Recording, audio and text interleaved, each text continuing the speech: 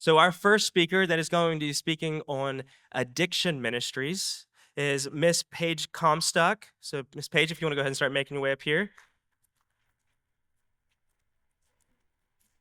Paige is a faith-driven leader committed to serving people through the local church, strengthening teams, and creating environments where people can grow spiritually and personally. And she says, I quote, "My heart is to empower others to live with purpose and help them discover God's design for their life." One of my favorite sayings, your past does not define you. So thank you for coming. Would you please share with us today? Thank you so much, Jacob. And I just want to say thank you, Harmony of Healing, for having me. It's such an honor to be here and just to grow and learn. I know our team is super excited to be here and to learn and to partner with all the different agencies that are represented. So we're not here because we know it all. We are here to actually learn from each one of you guys. And I also just want to say thank you to each and every person that's represented in this room, because you are here because you have chosen to step into some of the hardest, messiest, heartbreaking situations in your communities. And you are not choosing to sit on the back seat. You are on the front lines making a difference. And so can we just take a moment and give it up for each and every person that's here this morning? If we're honest, every single person that's here in this room today, and each and every person that we reach in our areas of influence, we all share one thing in common. And you may say, what is that one thing that we all share in common? But here is the thing that I want to share with you today that we all share in common, is that we all want to feel valued. Everybody say valued. We want to be noticed. We want to know that our life matters. And did you know that the people in our agencies, they want to know the same? They want to know that they are valued. They want to know that their life matters. See, the people that we serve, sometimes they feel unseen. They look for something that makes them feel something. And when they don't feel valued, they chase what numbs their pain. See, I'm speaking on behalf of addiction right now. And see, this is often where addiction grows. I don't believe that anyone ever wakes up and says, today is the day that I'm going to ruin my life. I believe that oftentimes addiction, setbacks, and relapse grows in places where people feel unseen, unworthy, and maybe possibly even invisible. And so I just want you guys to sit on that as we continue to talk today. But I want to ask you, if I were to ask you guys today, who wants this $50 bill? Raise your hand and make some noise. Who wants a $50 bill? Why do you want a $50 bill? Shout it out. Why do you want it? You know what? A $50 bill is pretty valuable, right? You could do a lot with this $50 bill. How many of you guys agree? Make some noise. Yes, you can do a lot. But how many of you guys would still want this $50 bill if I crumpled it up? How many of you guys still want this $50 bill? Why do you want this $50 bill? Because it's still valuable. What about if I took this crumpled $50 bill and threw it on the floor and began to stomp on it? How many of you guys would still want this crumpled, stomped on $50 bill? Make some noise. Yes. Why? Because it still has value, right? It still has value. And each and every person that we come in contact with, life may have crumpled them. Addiction may have crumpled them, just like this $50 bill. Jail and institutions may have crumpled people. Abuse, trauma, rejection may have stomped people. But just because they have been crumpled doesn't mean that they have lost their value. And so I just want to encourage you guys that the world may treat these people like they're worthless, but their value has never changed. The danger in the work that you and I do on a regular daily basis is that we see crisis after crisis after crisis. And when we see crisis, sometimes it can start to feel like a routine. But the people that we're helping aren't just a statistic. They aren't just a case file or a relapse number or another person in an institution or a facility. They are valuable. Everybody say valuable. Why are they valuable? Because they are someone's mom or dad. They are someone's child. They are someone's grandma or grandpa or aunt or uncle. They ultimately are a child of God and they are valuable. See, there's a story in the Bible. I am from a church, so I am going to add a little bit of Bible here. But there's a story in the Bible found in Luke 19, and it really sticks out to me when I think about addiction and I think about the services that each and every one of us do here today. And it's a story about a guy named Zacchaeus. And I want you guys to lean into this story and really listen and think about the people that you help in your agencies, because I think we have a lot of Zacchaeuses that we come in contact with. See, Zacchaeus, he was known as a tax collector, but that's not all he was. He was someone that people avoided. He was judged, he was talked about, he was labeled. He was corrupt, untrustworthy, and beyond repair. And a lot of people would say that he had no value and was crumpled by life. In many ways, he was the type of person that many people would assume would never change. Does this make you think of somebody in your agency? Maybe there's a name that's coming to your mind right now, and you're like, wow, that's that person. Well, the key is the Bible says that Zacchaeus climbed a tree to see Jesus. See, Jesus was coming to his nearby town, and there were a lot of people gathering. There was a lot of commotion that was taking place in this particular moment. And Zacchaeus had heard that Jesus was coming. And so, you know what? He wanted to do something different than the rest of the crowd. And Zacchaeus climbed a tree. And Jesus was coming to town. He's walking through, looking at everybody. There's a lot of people pulling for his attention. But what I love about Jesus is that he stopped. See, I believe Zacchaeus climbed a tree. You may say, why did he climb the tree? I believe that Zacchaeus, like I said at the very opening statement, that you and I, the people that's in our agencies, we all share one thing in common. We all want to feel valued. We all want to be seen, and we all want to be noticed. And in this moment, I believe that Zacchaeus was looking for that. That's why he climbed the tree. And in that moment, Jesus stopped. But he didn't only stop. He began to say his name, and he said, Zacchaeus. And I think that that is so special. Jesus didn't start with judgment.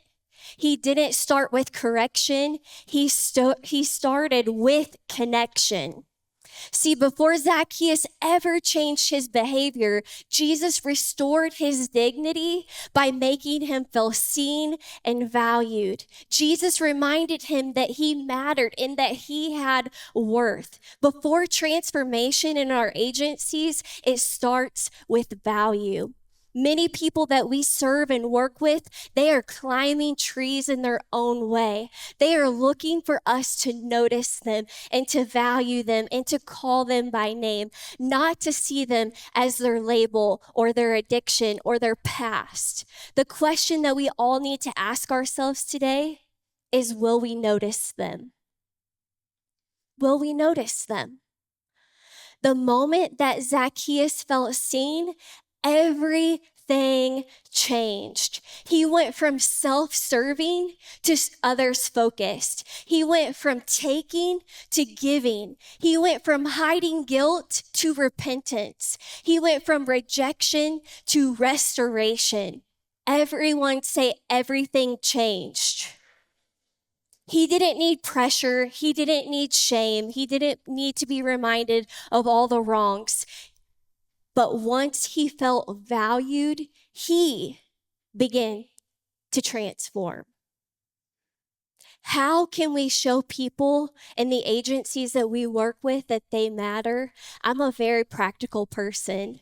I don't know about any of you guys if you're practical, but I like to be very practical. And in the areas that we serve at our church, these are things that we do.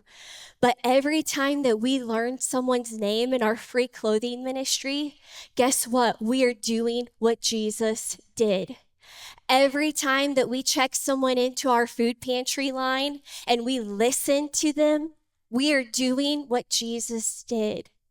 Every time that we walk into Gel, Macon, or Randolph County and we begin to look someone in the eye, we are doing what Jesus did. Jesus didn't see Zacchaeus as his behavior. He saw him as a human who wanted to be noticed and valued. I want you guys to take a moment and reflect on your own life. Just close your eyes for just a second. And I want you to ask yourself, who has valued you? Who has shown you value in your own life? Maybe it was a parent, a friend, a coach, a social worker, a neighbor, someone at an agency that assisted you in some way or believed and valued you. The same attention that we have received, let's give to those coming through our doors. You guys can look at me. That's where transformation and healing begins. What if the greatest thing that we brought to recovery wasn't a resource, but what if it was value? What if every person that walked through our doors truly felt seen and valuable?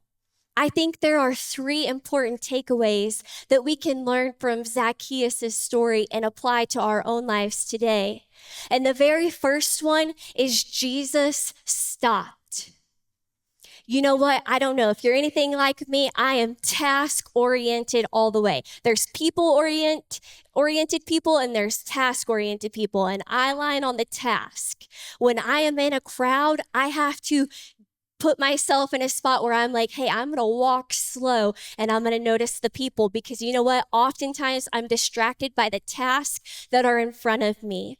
And you know what? In the stuff that we do, oftentimes we're going to be pulled by the task. But I want to encourage you that Jesus modeled this for us to learn. And I believe that we need to stop. Why do we need to stop? Because it leads to the next point.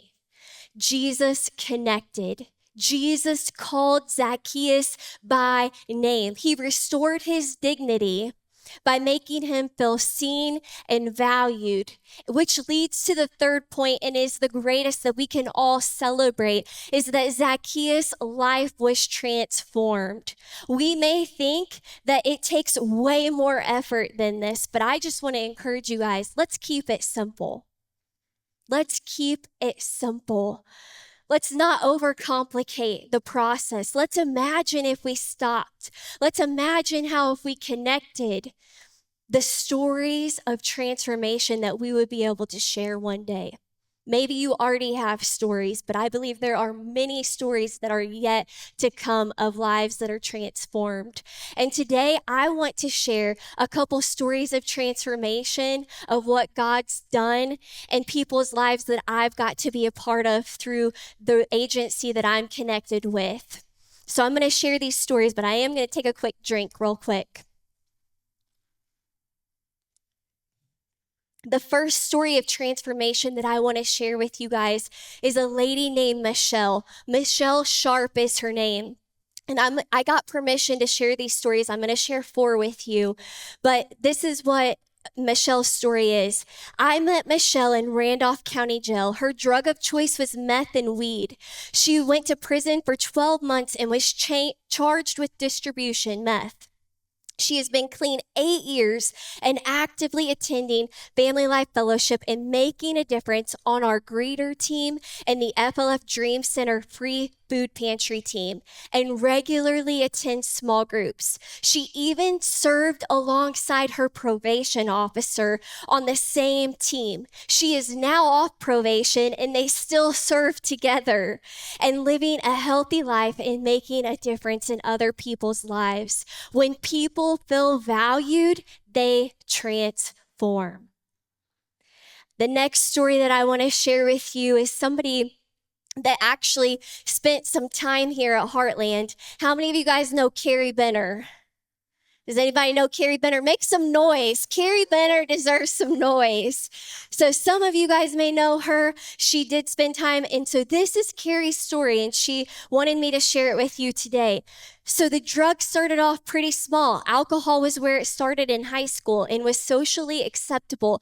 Then after graduation, I started experimenting with more non-social acceptable substances like pills. Eventually, after years, it led to heroin and fentanyl. By the time I made the decision to do that, my mind was completely gone and my decision skills were a complete joke. It's honestly weird looking back now because I didn't realize how far my mind was from reality. I got in super big trouble, ended up with 9 felonies after 3 arrests. Each time I got arrested, I just dug further into my addiction, not less. Throughout the ages of 18 to 28, I had gone through over 10 different treatment facilities, always knowing that in the back of my mind the entire time that the moment I got out, I was going to get high. The most serious charges and the ones I ended up getting charged with was a Class B felony, drug trafficking, and several possession charges. Ended up getting sentenced to Heartland. Let's give it up for Heartland. With a backup of 20 years if I violated probation. Finished that in October of last year. Anyways, what God did for me and continues to do for me blows my mind every day. I don't believe in God because somebody told me. I believe in him because he did the impossible. He transformed my mind and my heart and gave me joy, placed me in an environment where I could thrive and grow with people who were good for me, put me through college, broke down walls of distrust, through people who cared about me and actually helped me work through my problems on the inside instead of faking them like I'm okay to get through the program. That's a big one. He has done so much for me. When the community of Heartland and the staff at the women's home accepted me with open arms and spent time with me, that broke a major bondage I had going on inside of me. I want you to know that I personally met Carrie in Randolph County when she was spiraling out of control. And so to see the transformation now that has taken place in her life, it is so remarkable. And I believe that it was just from these practical things that we're learning today. See, each and every Sunday, she's at church with us at Family Life Fellowship in Moberly. Every Tuesday, Carrie is in my small group. This past Tuesday, she was there and we meet together with 12 other ladies. But when people feel valued, they transform. I'm not done yet. I got another story. There's a story from Erin Wood. She's a dear, dear friend to me. And I met Erin in Randolph County Jail. She had a meth charge, a burglary charge, and life was spiraling. Kids taken and jobs lost. And when she got released, she committed to a local program in Clark, Missouri called Primrose Hill. It's a year-long program. But now Erin regularly attends Family Life Fellowship. She's a leader on our cafe team, manages a Walmart hair salon, and has her children again. She lives a life of peace and has so much joy in her heart. And she wanted me to share with you that when she gets off probation, she will have a clean record. When people feel valued, they transform. The last one that I want to share with you is a girl named Shayla Hayward. And she just sent me this message a week ago. And I was like, wow, this is so cool, the timing. But she said, thank you for loving me when I was nowhere near loving myself. God blessed me with you. And I was like, hey, can I share your story? So I want to share her story with you today. She said, when you met me in jail, I was facing a child abuse and neglect charge. My drug of choice was alcohol. And after my brother was murdered, my addiction spiraled out of control. I spanked my nephew, his son, and was still drunk from the night before. So after it was said and done, I had 2 years to complete probation. And thank God it came off my record. I have been searching for a place in the world. The first time I applied at Boone, I was turned away for my assault charge, what they dropped it down to. I ended up with a job that I had been serving in AA every other weekend and opening up at 7 a.m. And actually, since then, I've changed jobs, but believed that Boone was essential for my growth. But now God has freed up my weekends and I got the paperwork to serve in church. I'm currently working at MU cleaning the school. Since then, God has done so much. Since then, when I look back over my life, I can't even tell you how many times He saved my life. I never knew God loved me too. My biological parents gave me up, so I thought for sure God didn't love me either. I'm so thankful that that was a lie. Today, I listen to hours of praise and worship music, and I'm patiently waiting for my family to return. When people feel valued, they transform. We may meet people with tangible needs through the agencies that we're assigned to, but what if the most powerful thing that we did was value people? Relapse, addiction, setbacks of any kind doesn't mean that someone lost their value. They haven't lost their value. It just means that they're still fighting, and people fight harder when they know that they're not alone. And each and every day, you and I, we have an opportunity to remind them of their value. When they walk through our doors, we can speak value and life into them. As we get ready to close, Ephesians 4:29 says, do not let any unwholesome talk come out of your mouths, but only what is helpful for building others up. Let's be the type of community that speaks life and value into each and every heart that comes through our agency. Because remember, at the core of every person, we all want to feel valued. Healing and transformation happens when someone feels valued. There are 3 who's that I want you to ask yourself before you continue your day here at Harmony of Healing. So the very first one is, who in your life feels invisible? Who in your life needs to know that they matter? Who in your life needs someone to believe in them? People don't change because they're judged. People change because they're valued. You may never know how powerful it is to notice someone, but to someone in addiction, being valued could be their first step to freedom. Today, let's do more stopping.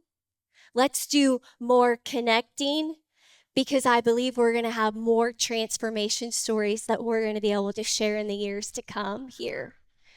So today, let's value people. Everybody say it with me. Say, let's value people. I want you guys to get your fists pumping. And as we say the 3 words, I want you to say, let's value people. One more time. Let's value people. Let's value people. Can I close in prayer? I want to close in prayer over each and every one of you. Dear Jesus, I just thank you today that you reminded us of a simple truth, that yes, we have resources, we have programs, we have structures that we have to abide by. But God, I pray that today that you can just slow each and every heart down to remember that people need to feel valued, because that's when transformation can start and begin. God, I thank you for the stories that I was able to share, and I thank you for the stories that each one of these people can share. And I pray that today that they share these stories of transformation with one another as the day continues on. In Jesus' name. And everybody said, Amen. I wanted to tell you who I am. I am Paige. I didn't do this at the very beginning, but I am Paige. I work for Family Life Fellowship Church in Moberly, Missouri. And we have a couple different organizations that we kind of partner with to help with addiction specifically. So I kind of wanted to just share a little bit about who we are, what we do, and then the different partnerships that we help with specifically addiction recovery. So we at Family Life Fellowship, we don't just have Sunday services. We are very big in our jail ministry. We help out with Macon and Randolph County. And there is a gentleman that's at our table today. His name's Pat. Pat, can you kind of raise your hand? He oversees that ministry. He has a heart for it. And so obviously many of the stories that I shared today was birthed from that. That's where we met and connected with these individuals. And so just know that that is our heart. We love to see transformation. And so that's something that we do. We also have a dream center. You may say, what's a dream center? We have a free clothing and food pantry. So oftentimes when people are in addiction, they need clothing and food, right? Because they have made decisions that have kind of affected those areas. And so we help out with that. And so if you know of somebody in our community or maybe a surrounding community, please send them our way because we would love to just help them with those tangible items. We also are partnered with the Troy Dream Center, and that is a men and women's program in Troy, Missouri. They help out with addiction. They come to our Dream Center and serve once a month in our food and clothing side, and it's super awesome. We love their heart. There's also Primrose Hill, and that is a women's 12-month recovery program in Clark, Missouri, and they come to our church. I get to hang out with them quite a bit. I go speak at their different church services that they have, and they are a great group of ladies. We have also partnered here with Heartland, which their heart is addiction recovery as well. And you heard Carrie's story just a little bit. And I also just want to share that there are some other people that maybe you guys know. Dylan Gillum. There is also Sarah Twillman. We're going way back. That was originally from our area. And most recent, Kyle Lunsford. Everybody give it up for Kyle. He's currently Kyle, I just want to tell you, I'm so proud of you because you know what? I saw Kyle when he was active in his addiction, and to see him here and healthy and well and thriving, I believe in you and I believe the best is yet to come. So I just wanted to give you a shout out. So we do partner here with Heartland and believe in Heartland. So there are many resources available. These are just the ones that I'm personally connected with. So I wanted to kind of highlight them. But get to know each other. That's why we're here. We want to get to know you to see how we can partner because people may feel crumpled by life, but what I love about each one of our agencies is that we're living out what the mission is here today, and that's to help people bring hope and healing to everyone's life. So thank you all for letting me share today, and let's just remember to value people.